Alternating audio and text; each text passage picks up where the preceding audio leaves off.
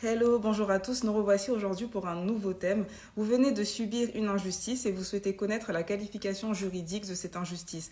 Est-ce un abus de confiance ou est-ce un abus de faiblesse? Ça tombe bien, je vous aide à faire la différence entre l'abus de faiblesse et l'abus de confiance qui sont deux infractions complètement différentes. Commençons par l'abus de faiblesse. Quels sont les éléments constitutifs de l'abus de faiblesse? Tout d'abord, il faut que la faiblesse, l'état de vulnérabilité de la victime soit connu par l'auteur. La minorité, l'état de vieillesse, les problèmes psychologiques, tous ces éléments sont bien évidemment cumulatifs et peuvent aggraver la peine.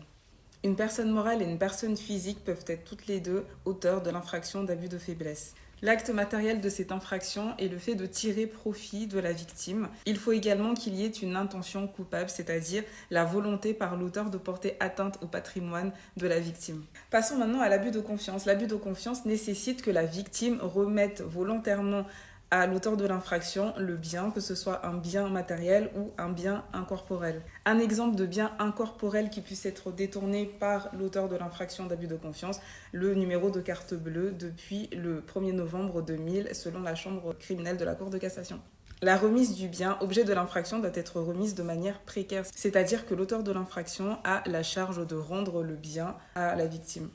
Maintenant, concernant la répression de ces deux infractions, qui sont des délits intentionnels, la peine est portée à 3 ans d'emprisonnement et 375